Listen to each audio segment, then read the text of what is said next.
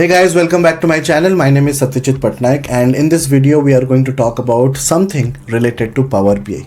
Well, how many of you know about a deployment strategy or a deployment pipeline? Whenever we get started with any kind of project, be it a data analytics project or a simple software engineering project, we usually follow some strategy. It all starts with development. Once the development is done, we move into testing part, and then we move into the production. Do you know that similar kind of pipelines also exists in Power BI ecosystem? When it comes to Power BI service, there is an option called as deployment pipelines. Trust me, 80% of the Power BI professionals do not know about this concept. In this video, I'm going to teach you what a deployment pipeline is, what is the importance of a deployment pipeline, how do we set up a deployment pipeline on Power BI service, and how do we get started with a report deployed in the development account, and then how do we push it finally back to the production environment. So each and everything end to end about the deployment pipeline is going to be covered in this video. In case you want me to come up with any such topic related to Power BI, Tableau, or in general data science, AI, let me know in the comment section and I am going to come up with that video. Without further ado, let's get started with the video. Our next topic of discussion is a deployment pipeline in Power BI.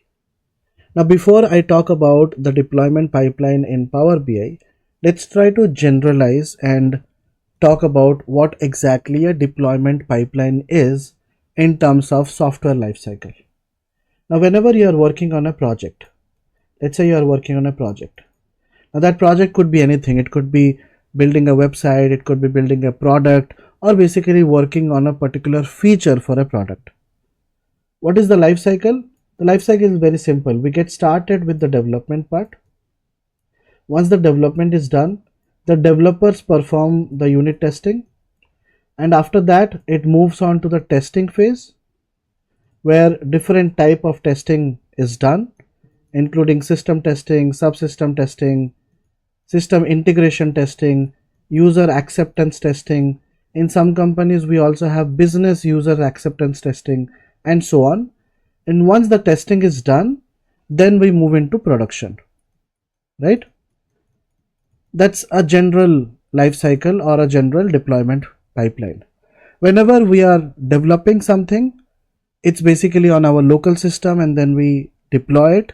Then it goes to the testing environment, which is like a production like environment. And then once everything is done, your features are working, the testers gives a green signal that everything is working fine, then we deploy it into the production environment. Exactly same thing is also done in Power BI. So a deployment pipeline in Power BI is nothing but a feature that streamlines the process of developing, testing, and deploying Power BI reports and datasets. It helps teams manage the life cycle of their content in a structured way, ensuring that changes are made safely and efficiently. What are the different key components? If I talk about the key components, majorly there are three parts. One of them is a development stage, one of them is a testing stage, and one of them is a production stage. So in the development stage, the developers get started with building the reports and dashboards, and they test it out locally, and then they finalize and send it to the testing stage. Testing stage is like a controlled environment. It's like a production like environment where the testers validate the changes before it goes live. And production stage is nothing but your live environment where users access the finalized reports. What is the benefit of using a deployment pipeline? The benefits are multiple. Let me try to quickly write about some of these benefits. Let me write down the key components here. Sorry, my bad.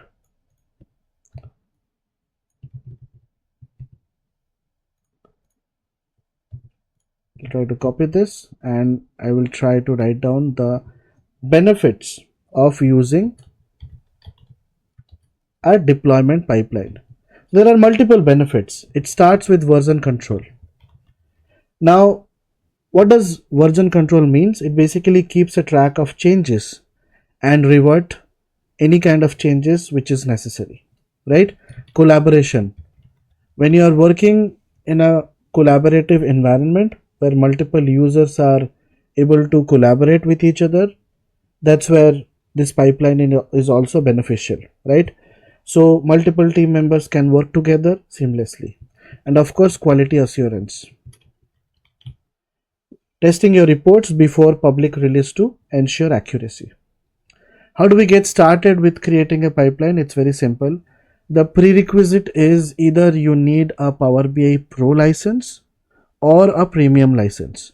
Now in our case, we already have a Pro license. You can see trial period 26 days left. And whenever you create an account using your organization account, by default you can enable your Pro license for free. Initially you will be getting a 60 days Pro license, and that also gets with due course of time it also gets extended as well. So a Pro license or a premium license is mandatory, right? And of course access to app.powerbi.com. How do we get started with the pipeline? You can click on workspaces and you can see there is an option called as deployment pipelines. Click on it and you will be redirected to this page where you can see add a new deployment pipeline.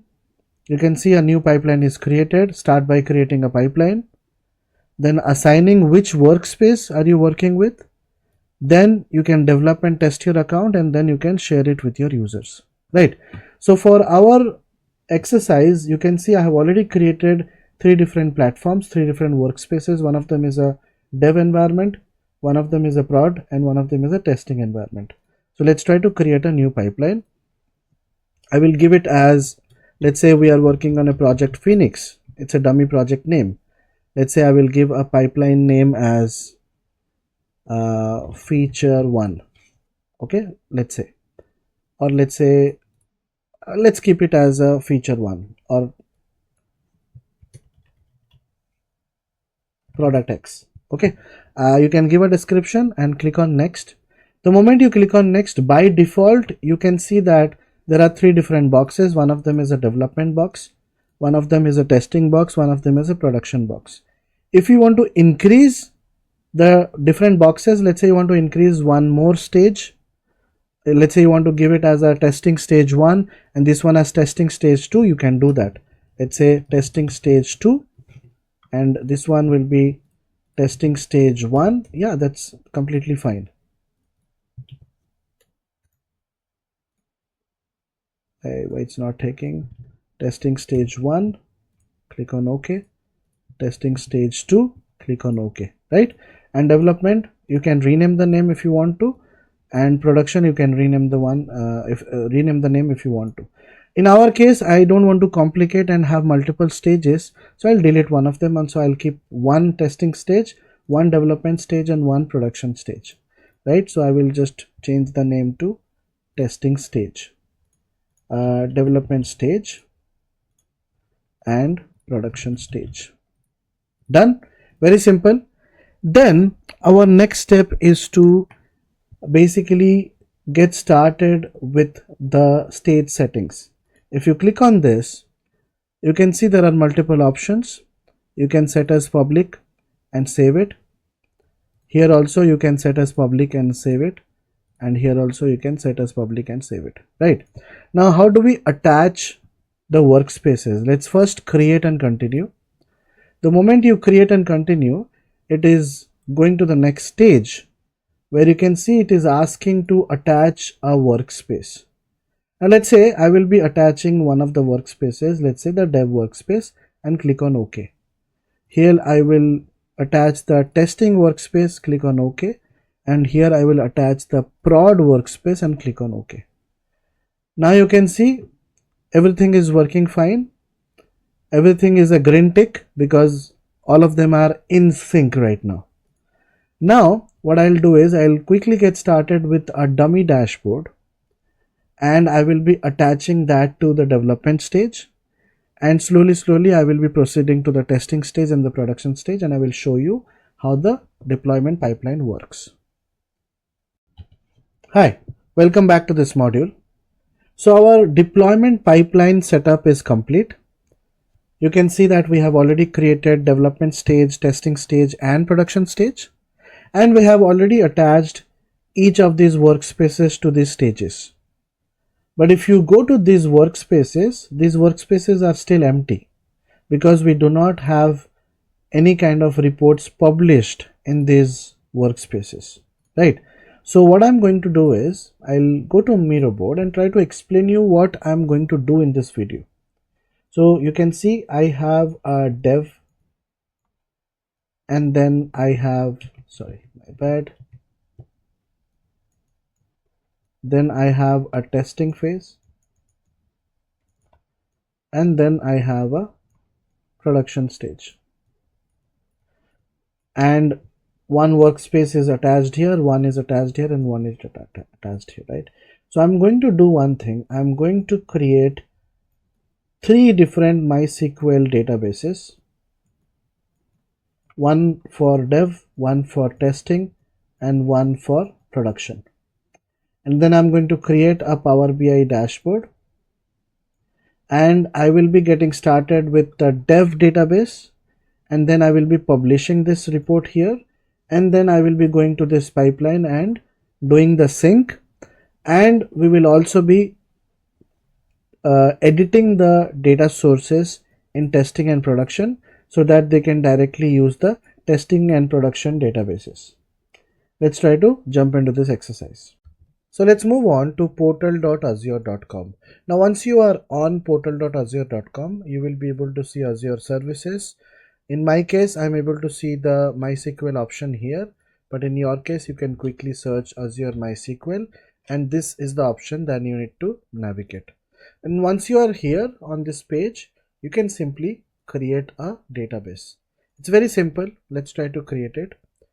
In order to create a database here, the very first thing that you need is a subscription. So just repeating once again, in case you do not know how to create a subscription, just go to portal and just search for subscription, and this is the subscription that we have. It's already active, so I'm going to use this subscription. Always make sure once your work is done, delete everything, delete your subscription, else your billing will be impacted, right? So going here, creating a quick create flexible server, just attaching any random resource group here, let's say test new, and I'm going to give phxdev. If you want to change the region, you can change it. Preference is not needed. Now this is very important because this is the authentication that you will be needing while you will be interacting with the database.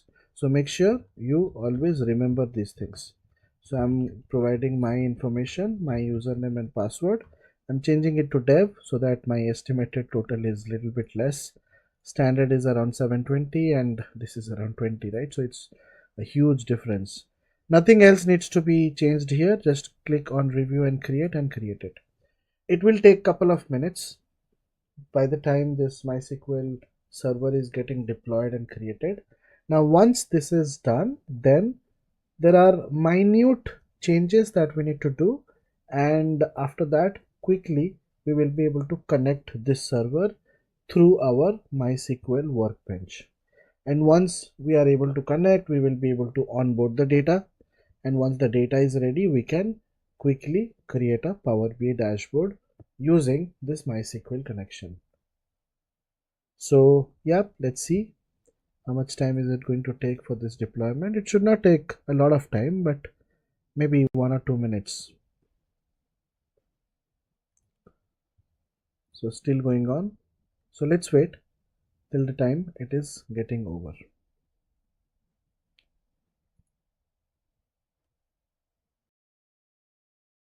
Been successful. Let me go to Azure database for MySQL servers, and I will be able to go to this 𝐭𝐴𝐻𝐶𝐽 that has been created.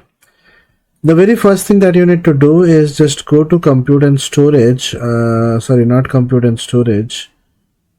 I think somewhere here, maybe databases or networking. Yeah, networking. So here you need to add, you need to make sure that this button is enabled, and you can also add, if you create a firewall, that no IP will be blocked. Continue. and save it. That's the only thing that you need to do, so that you can easily create a connection between your local MySQL workbench to this Azure database. Okay, so just click on this plus. I will name it as Phoenix DB, and host name is basically your this one. Server name is your host name. Username is your this thing Satyajit that has been created. Store in the vault. Password, I'm storing it. Anything else? Port remains the same. Test connection successfully, and then click on OK, and here you go. You are able to open your database on MySQL workbench. Well, yeah, now you can see the database is created, right? I can quickly create Phoenix dev account here, and I will similarly create Phoenix test and Phoenix production, and then I'm going to quickly use my Phoenix dev, and then I'm going to create a table from one of my existing files. Let's say churnmodeling.csv. Click on next. It will take some time for this to get executed. In the meanwhile, I'll quickly write down few commands so that I will use it in the future.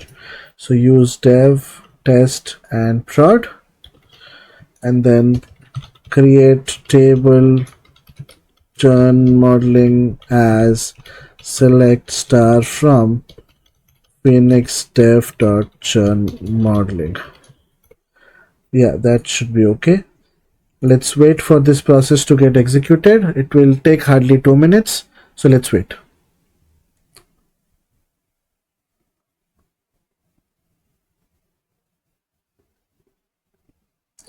So what I'm going to do now is I'm going to create exactly the same table in 3 different databases. One of them is my dev database, one of them is test, and one of them is prod. And as my deployment pipeline is already created, firstly I will be creating a dashboard on Power BI desktop using the churn modeling dataset from the development database. Then I will be publishing it to the development stage, and then I will be moving ahead and doing a sync on all of these operations. Before doing the sync, I will also be setting up some deployment rules so that when the sync happens, automatically testing stage is being referred to the testing database, production is referring to the production database. As simple as that. So yeah, let's wait. This process is still going on. The data import is going on. Okay, let's wait for 2 minutes.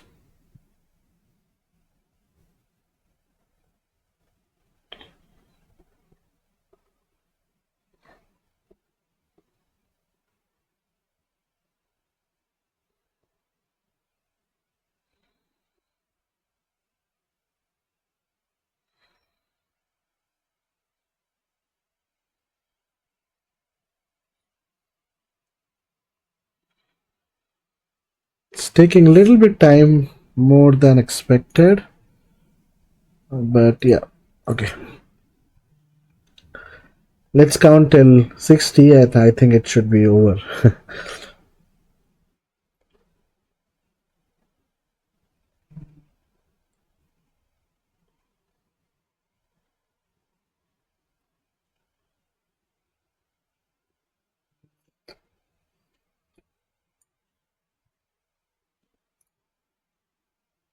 It's maybe because we are not doing it locally, so it could be taking a little bit more than expected. We'll try to close these Power BI dashboards in the meanwhile. And I will quickly create a connection. Let's say I'm going to use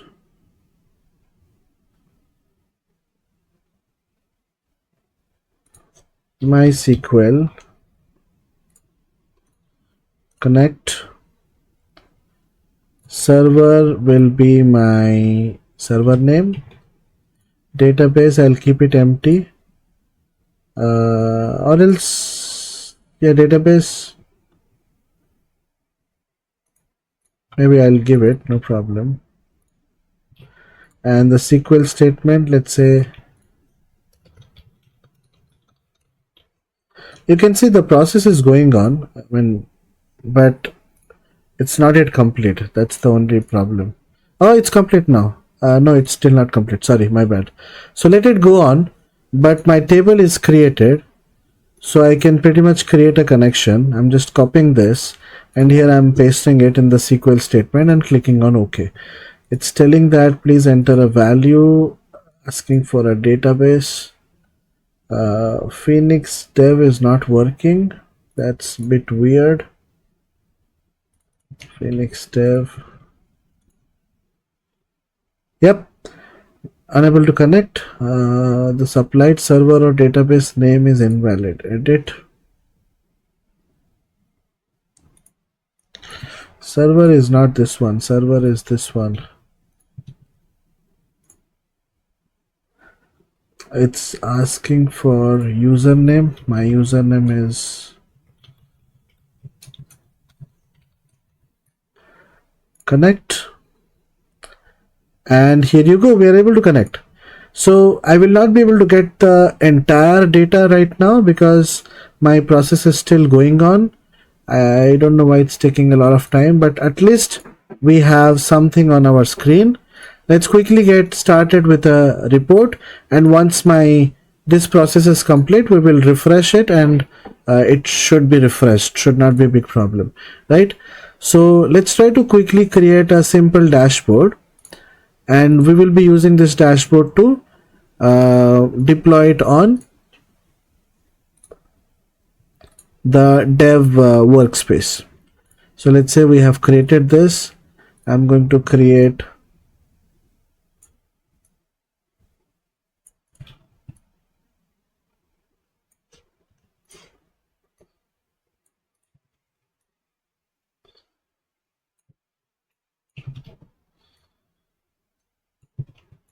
okay, I've created 4. I'm going to create some cards as well.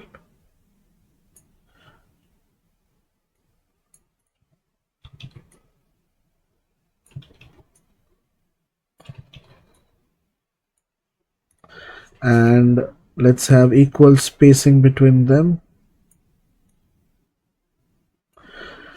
Yeah, so let's say in this card I'm adding the sum of total customers.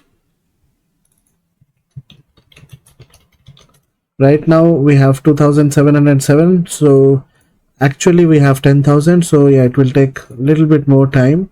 Number of churners, total churners. Let's say I am going to add the, sorry, not here, the average credit score,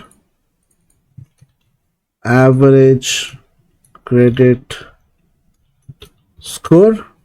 And similarly in the last one I will be adding, let's say, the average tenure. Simple. Let's say I want to do a little bit of, I think it's okay, let it be. So here I will just add geography in my x-axis, geography in my y-axis. I'll try to change the background, and x-axis make it white, y-axis values make it white. After that, let's say I'm going to the data labels, turn it on, the values make it white. What else? General, visual, the columns, France, let's say I want to make it white. Spain, I want to make it a second shade. Germany, I want to make it something like this. This looks good. And the title and all, let's say title, I will make it white, and I will change it to geography distribution and make it centrally aligned. And then I will just finally change the x-axis labels.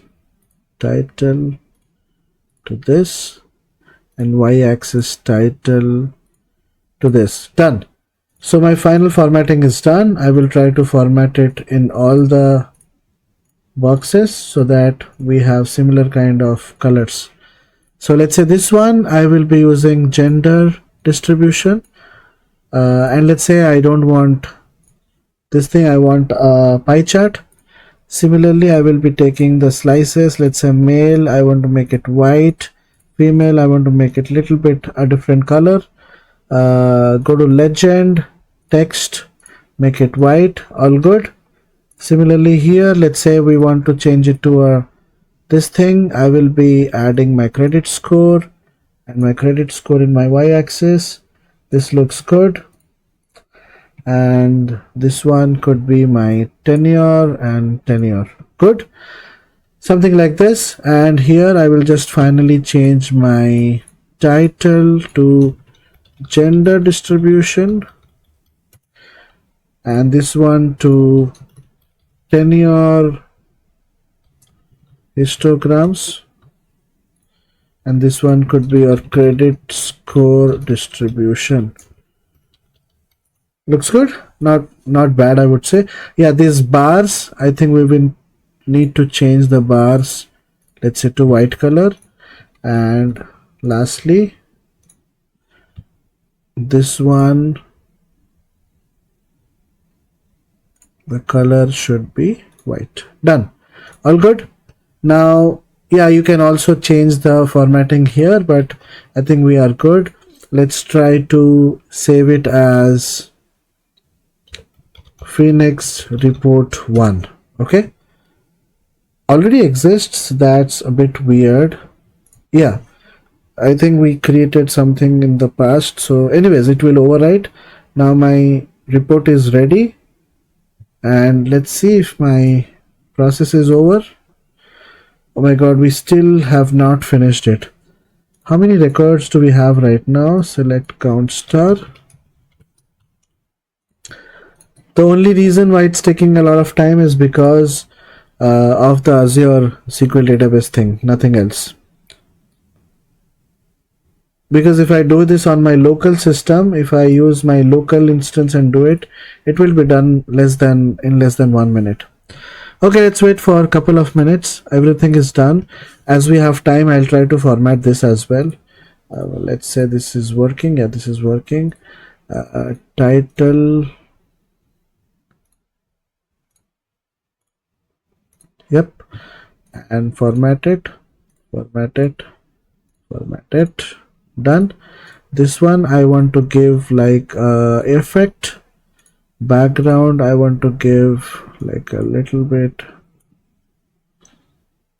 Yep, looks good. Visual border, shadow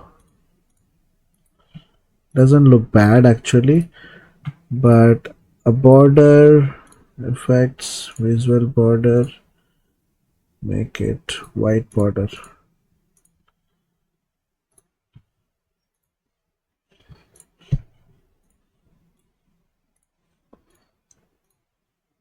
And then I will add my text. Let's say customer churn analysis.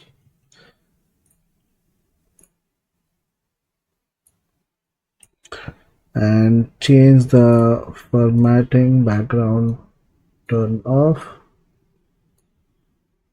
centrally located,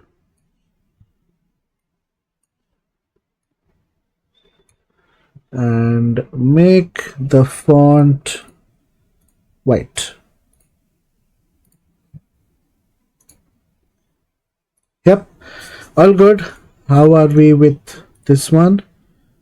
We still have 3000 records. Okay, let's try to connect back once we have completed this process. So the data has been imported. Let's try to go to next and finish it. And once this is done, I'll go back to the report and try to refresh it. And you can see I have 10,000 records. I'll just quickly change the callout value to be none. That's it. Done. Everything is good. I will be publishing it back to the development account. Now once this is published to development account, you can, when you know that the report and the data set will be published in the development stage. So if you go to the workspace, the development workspace, you will be able to see two things. One of them is a report and one of them is a data set, which is a semantic model. And if you go to the testing and the production part, there will be nothing because I have not deployed anything here. I'll go back to my deployment pipeline and you can see that automatically it has been refreshed. Before this, everything was green, but now you can see there is a cross button here, yellow button. Now the reason behind this is very simple. You have report and data set in development, but you don't have anything in testing. That's why there is a cross. And between testing and prod, you can see a green because testing has nothing, production has nothing. As simple as that, right? Now everything is done. I will go back to my development account and, sorry, not the testing account. I'll go to the development account. It's not visible. Yeah, this one, right? Yeah. And here I will go to my semantic model settings and I will try to edit the credentials. I will use a basic authentication. I will use my login username and my password. Privacy set as public. Sign in. So basically the issue is require secure transport. It is something related to SSL. Well, I'm not 100% sure about this. Let's try to use Google setting that forces all client connections to use a secure. Yeah, I told you, right? It's something related to SSL and TLS. What we can do is we can bypass this. Just go to your Azure database that you have created. There will be a server parameter. I think exact parameter should be visible. Yeah, this one, right? Whether client connects to the server are required to use SSL connection or not. I'm going to turn it off and save it. It will get deployed, so we'll take some few seconds for the deployment to be ready, and the deployment is in progress. Okay, after that there is no need of publishing it back. Directly we can go ahead, refresh, and it should work. So the deployment is still in progress.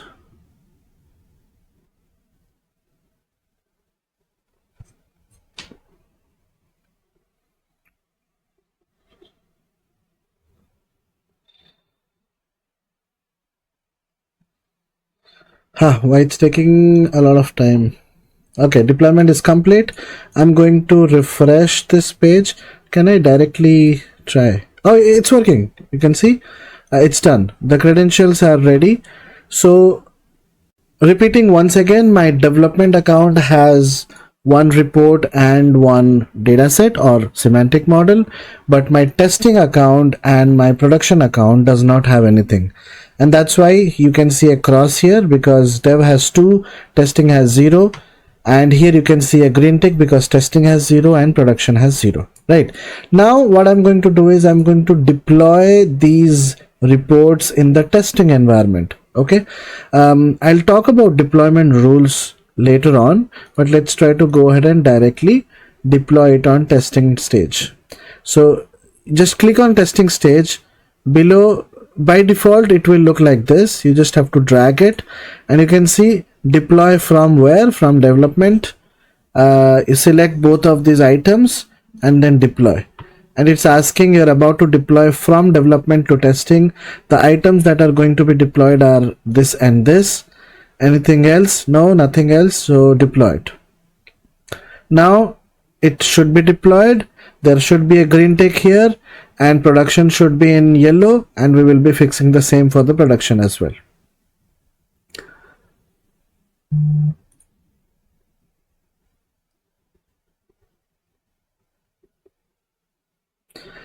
Yep, you can see there is a green in testing stage because now development and testing are in sync right now. Now let's try to go into production stage. Click on this one, deploy from testing, select both of these items and deploy it, and deploy it. While this is getting deployed, also let me show you the testing workspace.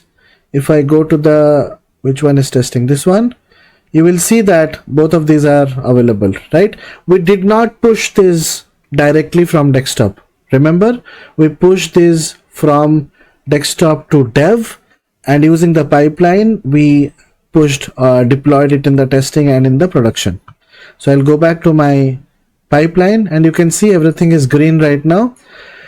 One thing I wanted to talk about is the deployment rules. Okay, now if you remember, I'm using okay, let me also replicate the tables in my testing and the production environment. Okay, now you can see that I have three different tables and it's the same table in all the three platforms. Now let's say I want to switch. So currently everything is using Phoenix Dev, right?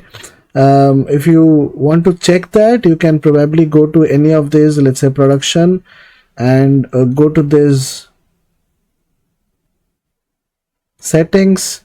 You will be able to see that the credentials are using Phoenix Dev, right?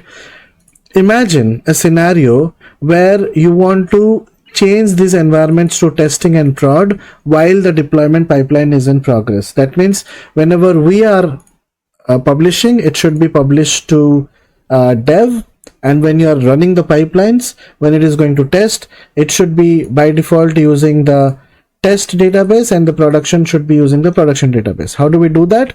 It's very simple, using the deployment rules, which I will be covering in the next video.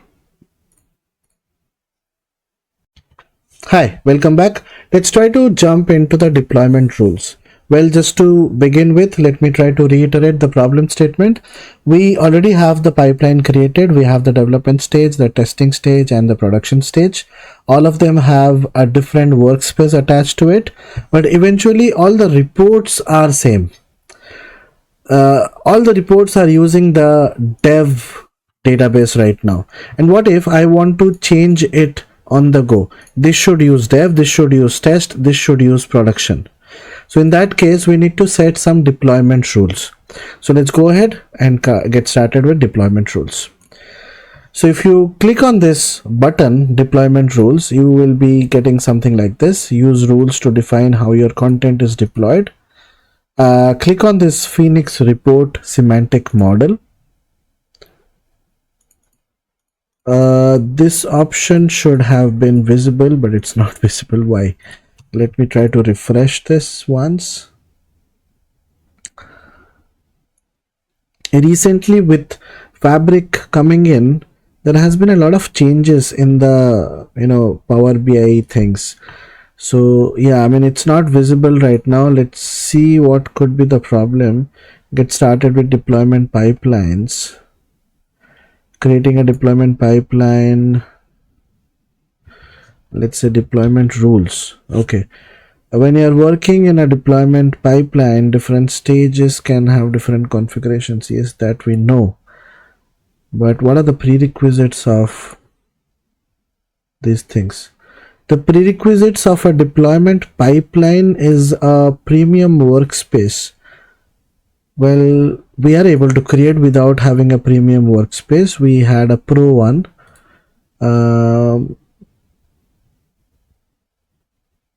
We are an admin.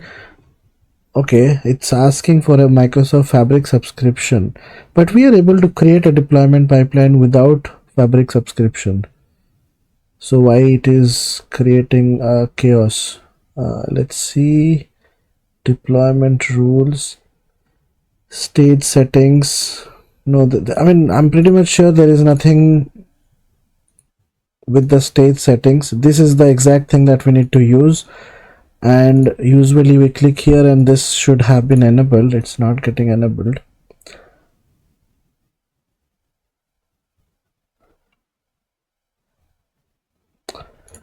Okay, let's see.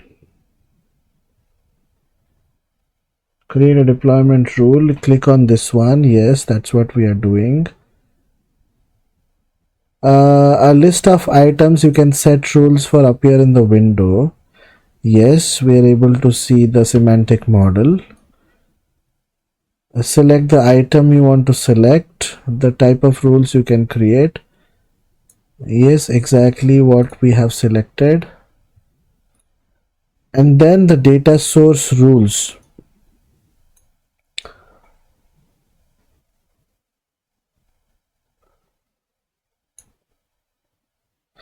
Data source rules will be grayed out if you are not the owner of the item you are creating a rule for, or if your item doesn't contain any data sources. For data flows gen 1, semantic models and paginated reports, the data source list is taken from the source pipeline stage.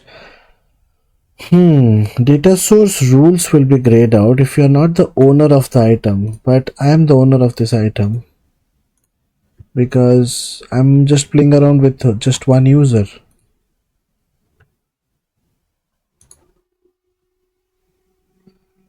Item does not contain any data sources. Well, item contains a data source. If I go back to this workspace,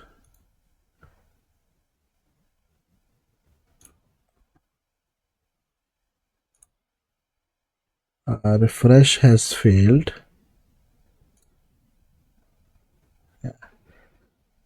One data source is missing. Well,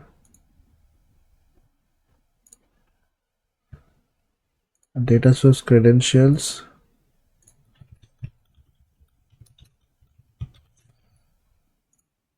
sign in. Yeah, it should work. And refresh.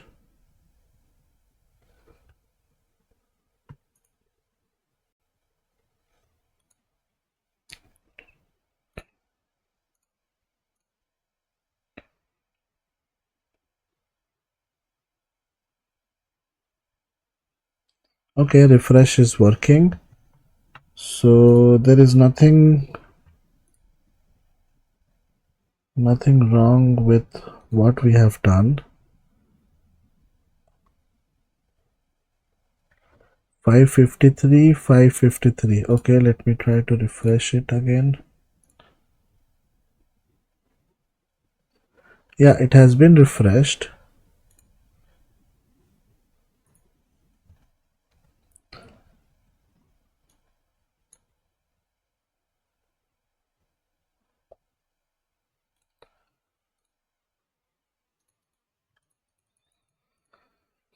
Okay, what we can do is, I'm not sure, but I can give it a try. We can actually create a fabric capacity.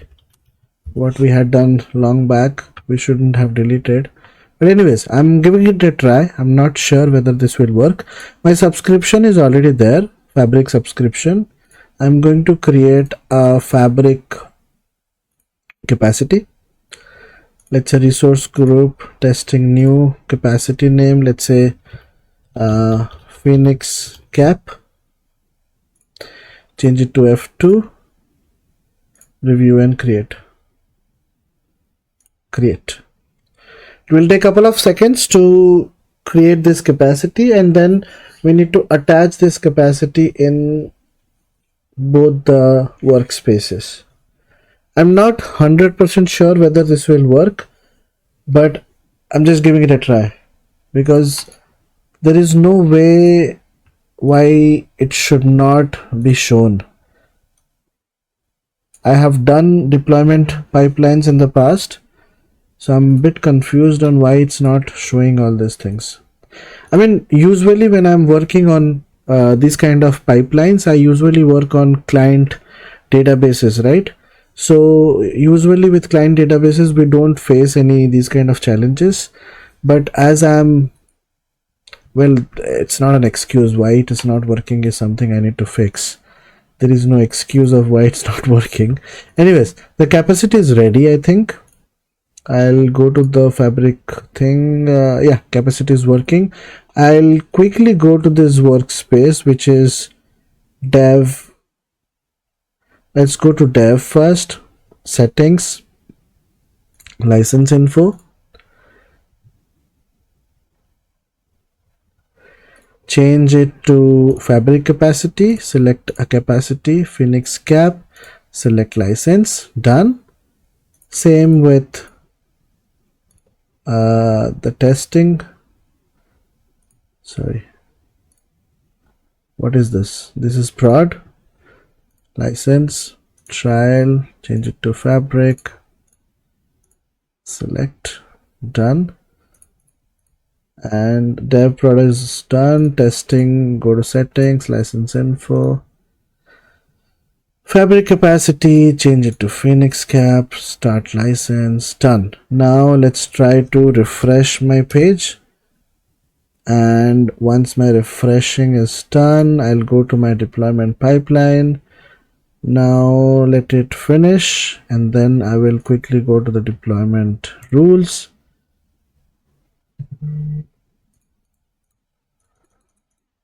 That's a bit weird, why it's not showing. Let me try to fix it, and then once it is fixed, I'll probably explain you what was the problem.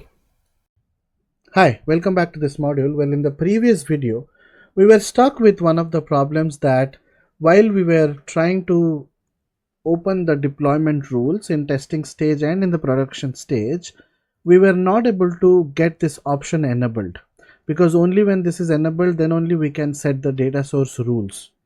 Now, well, I initially thought the problem could be we are not using a fabric capacity, because if you look at their documentation, they have their official documentation in learn.microsoft.com that when you get started with a deployment pipeline, it's mandatory to have a Microsoft Fabric subscription, which is a bit weird because we were able to create the entire pipeline without fabric capacity. But still, in the previous video, we created a fabric capacity. If you remember, we attached all these capacities in the workspaces. Just for the sake of showing you, I can show you quickly. In one of the workspaces, yes, I have changed the license information from trial to fabric capacity. So we don't have any such kind of a problem right now. But even though everything is done properly, everything is correct, we are still not able to get this option. So what I did was, I tried to dig in to some of their other documentation. I also tried to ask ChatGPT or Grok. Well, Grok was able to give us some relevant answers, which I think could be one of the problems. So if you look at this particular thing, that the semantic model must use a supported data source.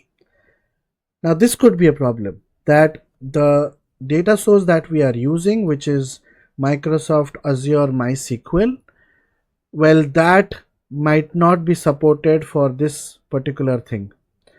And if we work with some supported data sources, then probably we will be able to get this option. That could be one of the things, but I cannot guarantee you this thing.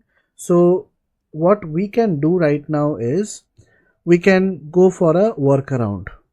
So what is the workaround? The workaround is, as I have already deployed this Phoenix report 1 in my development account, I'm going to manually go ahead, transform the data, go to advanced editor, change my Phoenix dev account here to test account, and here dev to test. Oh, sorry, my bad. I need to only change this one, not this one, because if you look at the account, right, the server name itself is phxdev. So this one will not change, my bad. Only this one. My database will change, Phoenix text, and click on done. It should be able to refresh automatically. Yes, refresh is done. Click on close and apply, and then yeah, it will take some time to load because now it is getting loaded from the test account. So let's say I'm going to save it. I'm going to deploy it in test. I'll replace.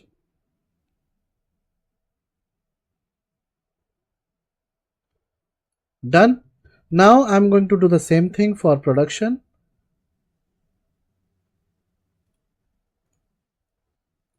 instead of test, prod, done. Do the same thing, edit setting, edit permissions, done.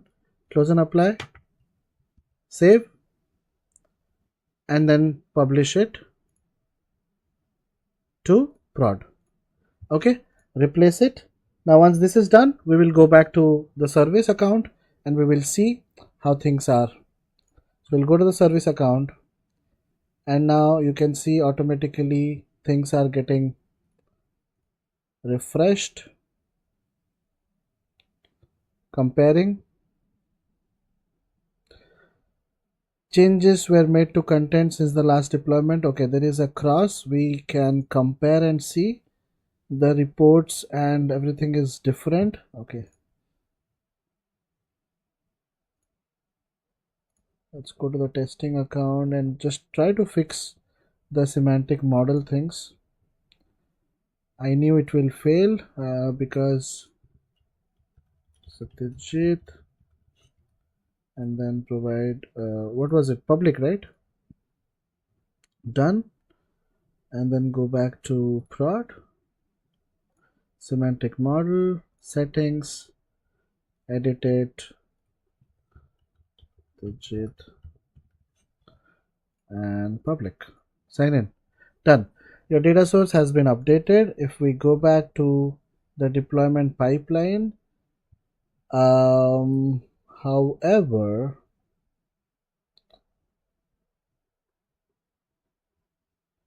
the comparison is failing. Well, okay, the issue is with the source. Apart from that, nothing else. That is exactly why we need the deployment rules. I am not having a clue why this option is not working for me. Everything is same apart from this thing. Let's say I'm going to deploy it.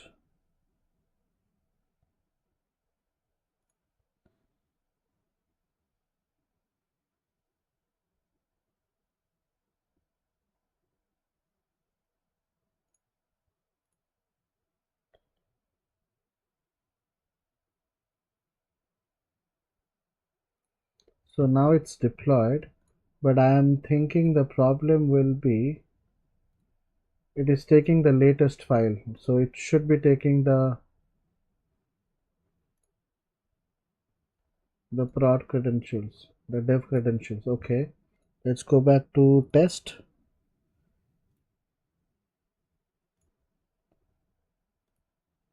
Yeah, it's taking the dev credentials. So this is a problem.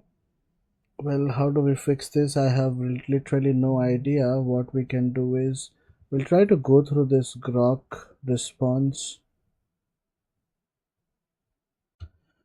What we can do is let's try to create a new chat and just simply ask grok what could be the problem. I'm using a deployment pipeline in Power BI. My data source used in all the three workspaces, dev, test, prod, is Azure MySQL. But when I try to change the deployment rules, the data source rules are disabled. Is Azure MySQL not allowed for this activity? If no, what databases can I use for this particular thing? Let us try to see. I mean, pretty much I assume that yes, for this particular database, I think the option might not be available. That's why it's not visible, because we are not doing anything out of the box. It's a very simple process. I really don't know why the options are not getting enabled. In Power BI data pipelines, data source rules allows you to da da da. However, these rules are not supported for all data sources. Okay, Is Azure MySQL supported? No, Azure Database MySQL is not supported. Okay, and exactly this is the reason why we are not able to do. So what we can do is, let's see which one is supported, and then I'll try to go ahead and set up that particular database for all of you.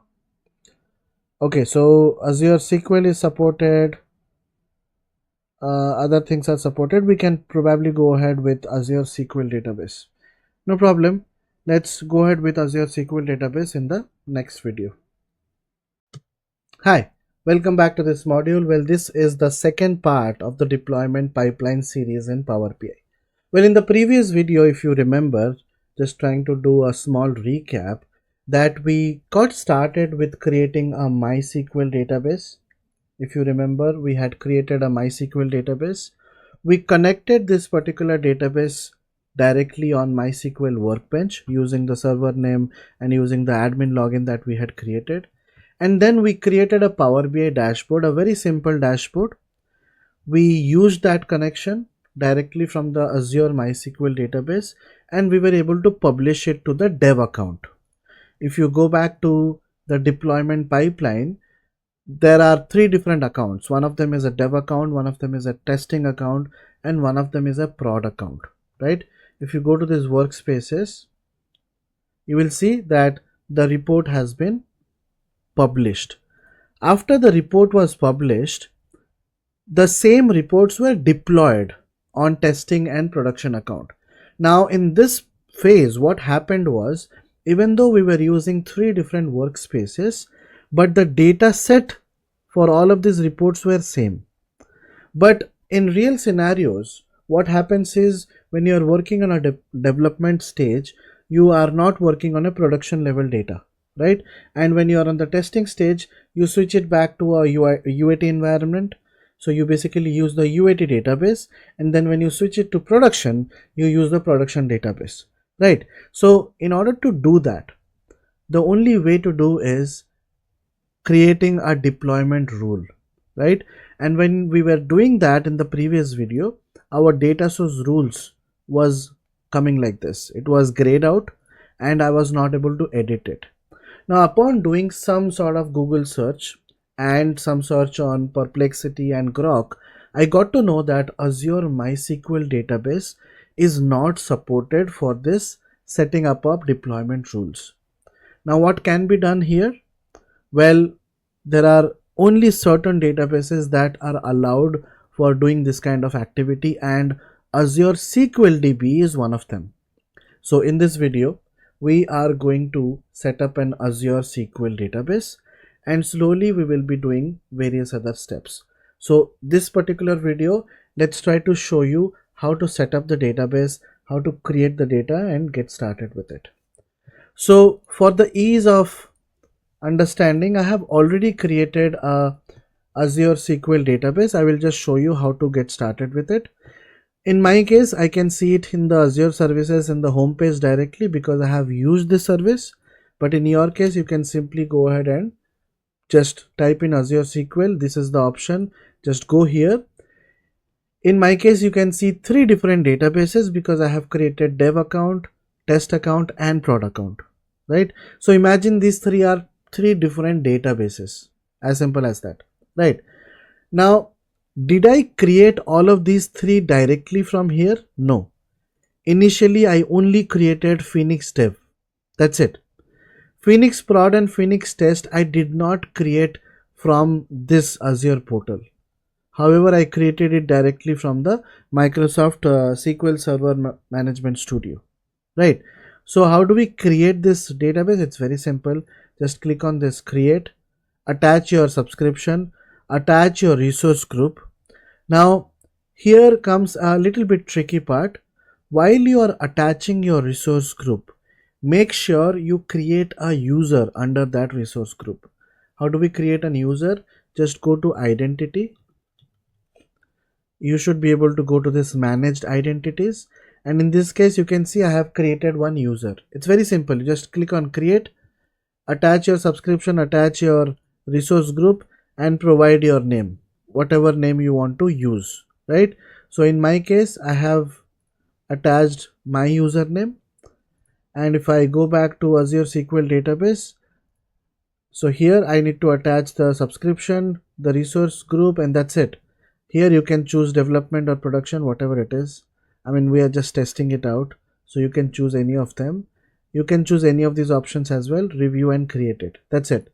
So in my case, I have already created the dev account. If you look at this dev account, you can see the server name is phoenixdbnew.database.windows.net, and to use this to connect, I will be using my NTNet ID, or basically my login ID, right?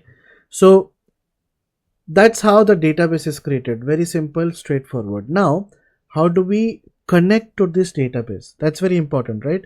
Because in the case of MySQL, we were using a MySQL workbench. In case of a SQL DB, we need SSMS on our local machine so that we can connect, right?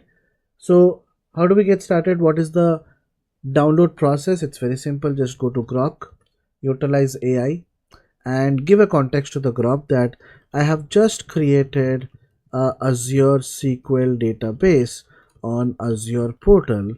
I need to connect to the database to insert some tables. How do we get started with downloading SSMS? And okay, let's not talk about SSMS. How do we connect to the database? I'll keep it open so that Grok can give me multiple answers, not just SSMS. It will also give you an option for Azure Data Studio or various other things, right? So here you can see that various steps has been provided, but yeah, we'll move on to the SSMS connection. You just have to go to Microsoft official site and just scroll down, download this SSMS. As simple as that. The moment you download, you will be able to get this exe file, and then just next. It's very simple to install SSMS on your local machine. Okay, very simple. Now that's exactly how your SSMS looks like, right? Your SQL Server Management Studio, and I will show you how do we connect with this system, right? Now if you go back to this SQL database, this is where you need to get your server name. As simple as that. So that's my server name. Authentication, there are multiple types of authentication. I'm using an intranet default authentication, so I'm providing my username. That's it. Encryption, no need to change anything, just connect, and you should be able to connect to the database. In case you struggle to connect, always take help of Grok or Perplexity or any kind of AI tool, and they will be able to help you out, because it's a very straightforward process. It's not rocket science. Now if you go to this databases, you can see there are 3 databases.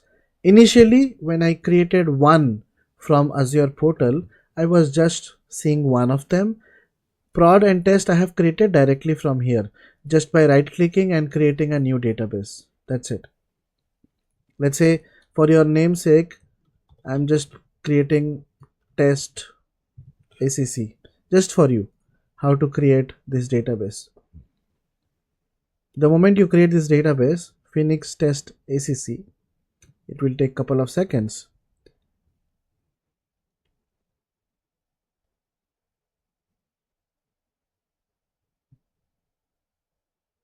And your database should be ready.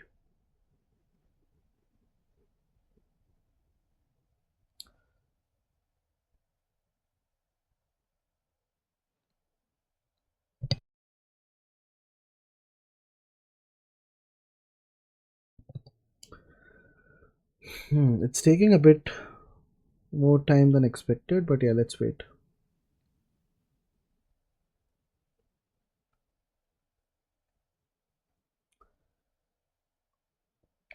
So after this step is done, because this is the step I'm just showing you how to create a database. Now after this step is done, the things are very simple. We need to onboard the data into 3 of these databases, which I have already done. Again, I will show you how to onboard. It's very simple. Now after that is done, what we need to do is we need to go back to our Power BI workspaces, and we need to delete all these previous reports, because I don't want confusion, right? These reports were based on MySQL database, so I will not be needing it and I will be deleting it.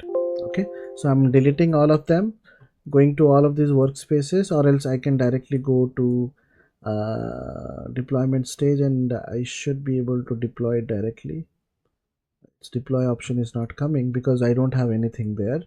So I will go to testing and I will manually delete all this. And how do we switch directly from SQL database to MySQL to SQL? That's what I will show you as well. It's very simple. You don't have to create this entire report from scratch. Don't worry about it. We will just use a simple technique and we will switch from MySQL to SQL. It's just a 1 minute work. That's it. So I'll go back to my deployment pipeline. Yeah, everything is green, looks good. I'll go back here and you can see our account has been created. Our database has been created. Now I will again go back to this Azure SQL databases, refresh it, and you can see a new account has been created, a new database has been created. This one I have not created from this option, right? It got manually created, so I don't need it because I just showed it for an example purpose. I'm going to right click and delete it. Delete. That's it. Now I'm just going to expand one of these databases and show you where is exactly my table that has been created and how do we create a table. It's very simple. You can see one of the tables called as dbo.churn modeling, right? That has been created, and you will see the same thing in all of these things as well. Let's say I'll just quickly show Phoenix prod tables.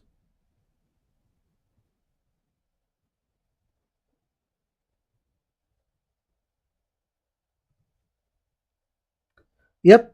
Now let us quickly do a select query and see whether we have the data in the tables or not.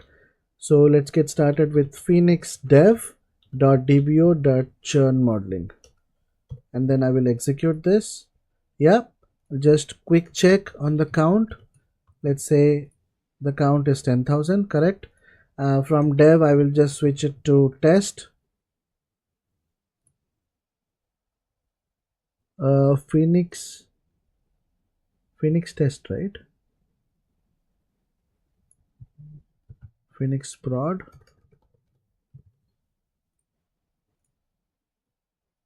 Oh, sorry. Why it's not working? Oh, maybe my database is selected, so let me try to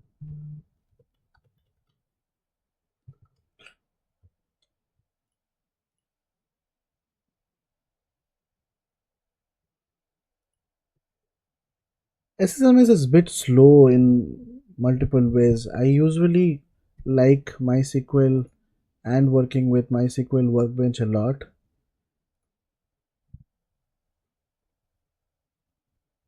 Yeah, this is working. See, all these tables are present, so should not be a big problem. The reason why it's not getting executed is maybe that database is not getting selected. So I'll just quickly do that with Phoenix test as well, and you can also see that. Well, all of these three tables are same. They have the same records, right? Now, how do we get started with? Let's say I want to use this Phoenix.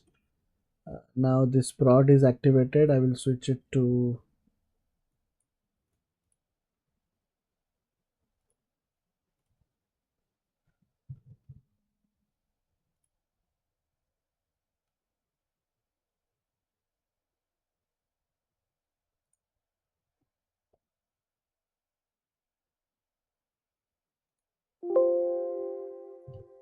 select star from Phoenix dev.dbo.churn modeling. Now I'm going to use this particular query in my report. Okay, so what I'm going to do is, how do we switch from MySQL to SQL? It's very simple. You don't have to hit your head and you don't have to create anything from scratch. It's very simple. I'm just going to show you the simplest way, right? I'm going to create a new connection, Azure SQL, click connect. It will be asking for the server name. Let's try to go back to my Azure portal, refresh it because we deleted the fourth account, and I'll go to this dev, and here I will select the server name. Database, I will select Phoenix Dev, Phoenix Dev. Advanced options, I'm going to select the query, not this one, not this one, this query. Okay, that's it, very simple. Okay, the moment you click on OK, it will ask you for some sort of authentication. No, it's not asking, and we are able to load it. Right now I'll have two different queries. So I'll go to my transform data. Eventually I'm using query 1 for all of my dashboards, right? So I just need to copy this advanced editor thing, select done, go to this query 1 advanced editor. I'm just going to show you the code. It's not that difficult. The first one was MySQL, now we are changing it to SQL. Everything else, most of the things remains the same, right? So I'm just removing these MySQL part and copy pasting the SQL part, and done. And then I will delete this query too because I don't need it, right? Done. I have my switch is done. I will just close and apply, and whoa, there is an error. Why there is an error? Based on exited. Okay, maybe what we can do is I'll just quickly take it as a filter. Oh, by default this exited column has become boolean. Should not be a big problem. I'm going to use exited count. That's it. Total churners. That's it. Now let's try to deploy this page. I will publish it in my dev account and select, and once this publishing is done, I will go back to my deployment pipeline. So deployment pipeline, yeah, let's try to refresh. Now you can see the comparison is going on. Of course there will be error on the testing part because it is not in sync. So I'll go ahead and deploy it. Now here you can use the old format of the layout or the new format. It's completely up to you. In the new format, the deployment option is you have to click on this testing stage and then select and then deploy. But in the older one, it's very simple. You just have to deploy like this. Deploy, deploy. Now the deployment is happening in the test one. After that, the deployment will happen in the prod one. After that is done, after everything is in sync, then I will create a deployment rule. Yep, you can see this is green now, so I will deploy this one. Now this will also be green.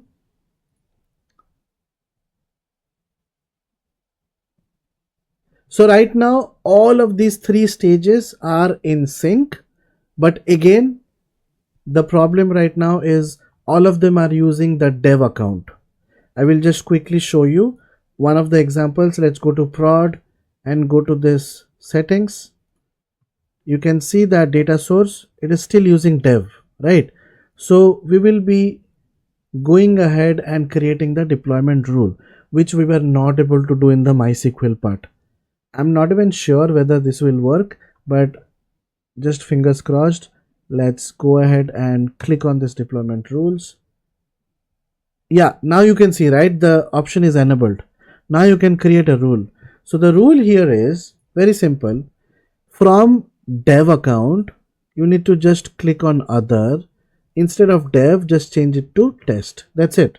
Server name will not change because it's the same thing, and anything else to change, nothing else. Parameters not needed, save it. So now we have test account. Close it. Now you can see there is a yellow button. Now let's try to deploy it and it should be green.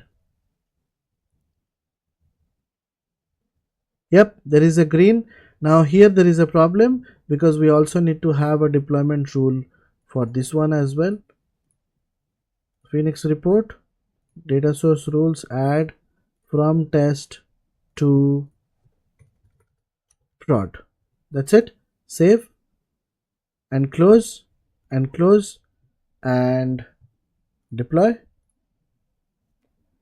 and everything is green right now. I mean, should be green. Now once everything is green, I'm also going to show you the proof of what we have done. Is, let's say we'll go to dev, I'll go to the semantic model, settings, data source. It is using the dev account. I'm just copy pasting it in the notepad so that we can compare. Going to the test account, semantic model, settings, data source, using the test account, right? And prod, same process, semantic model, going to the settings. It's using prod, but there is a failure in the connection. Let's try to edit. Let's try to OAuth it. Should be successful. Yeah, successful. And you can see the data source credentials are the prod account, right? Now you can also take another step in order to check a few things. What you can do is you can go back to your database, delete some of the records from the dev account, maybe keep 9,000 records in dev, let's say keep 9,500 in test and 10,000 in prod, and again do the deployment pipeline, refresh, and see whether you are able to see different reports in different workspaces. I mean, definitely it will work, no doubt about it, but that's exactly how a deployment pipeline works. So that's pretty much it. One of the most important things in Power BI service, well, this is not a mandatory thing. I mean, I have worked on multiple Power BI projects with multiple clients. Only in one or two projects we have used a deployment pipeline. Apart from that, many companies don't use deployment pipelines, especially in Power BI. But this is a very good topic to learn because some of the interviewers ask these questions as well. So it's always good to be prepared.